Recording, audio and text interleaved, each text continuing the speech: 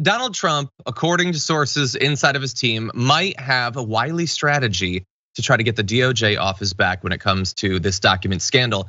They're apparently weighing whether they should allow federal agents to come back to Mar-A-Lago again and potentially conduct what they're calling a supervised search. In this case, I guess Trump or maybe the sons would be there or something, to satisfy the DOJ's demands that all sensitive government documents have been returned. And the sources are saying the general belief is that this is so much ado about nothing, and the sooner we get past it, the better.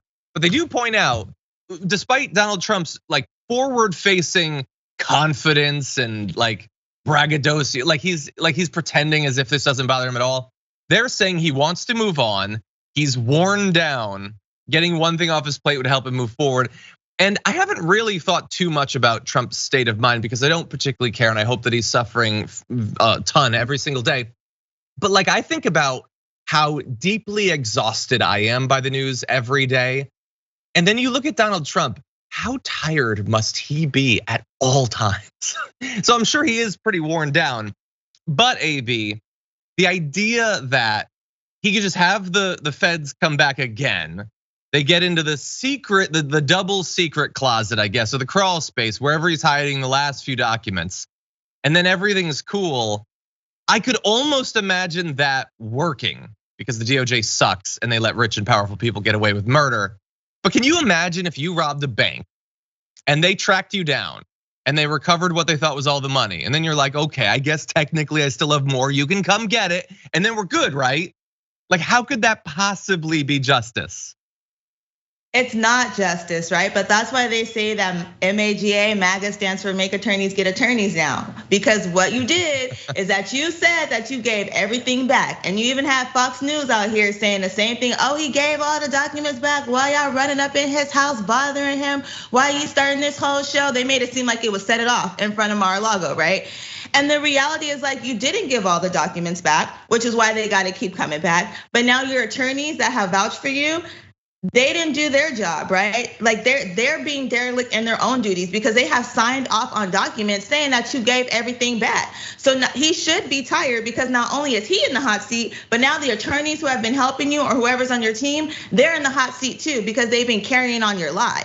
So I think the justice may not come from him necessarily going to prison, right? Which most of us probably are like, you probably need to go ahead and go to prison. The justice is gonna come from your name is gonna be so dirty in these streets, right? You are not gonna be welcome because now you're a liability everywhere. Even if you try to run again, these corporations got enough issues that they're dealing with. They're not gonna wanna deal with you in the background, right? The lawyers, when they start losing their license, we already see Rudy Giuliani, he was already dirty. Should have had his license lost a long time ago. But he lost it behind messing with Trump, right? And supporting Trump and what he had going on. So when enough people start realizing that you bad luck, we probably should stage you up a little bit, the justice will come in that way because everybody's gonna be like, we cool, we're not supporting that, we're not dealing with it. And we'll have a whole nother issue similar to MAGA to deal with, but at least that one will be out the way. Yeah, whatever is coming after MAGA is not gonna be great. I think we should all buckle up for probably the rest of our lives. That's really fast, that's always the way too. Like, I don't know, I don't know how long you've been like actively following politics, but like, or political media, I should say. But I remember when like the really like annoying, toxic commentators were like Bill O'Reilly, Ann Coulter, Michelle Malkin, and they sucked, but it's worse now. It turns out that what comes after those people is actually worse. So we'll see. I'm sure he's worn down. This is comical. When have you ever heard of theft being wiped clean because you just give back what you? We did a story yesterday of a guy. Exactly, it's not an excuse. There was this guy who thought that his next door neighbor's bike had been stolen by someone, and he saw a different person riding a bike, so he ran up and started choking the guy.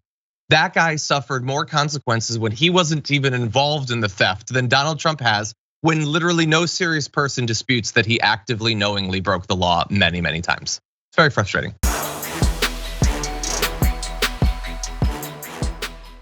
For more political news breakdowns, interviews, stories of activism, and me trying my hardest to care about the occasional big celebrity news story, subscribe to our YouTube channel at youtube.com/The Damage Report. And you can ring the bell wherever it is so you don't miss anything.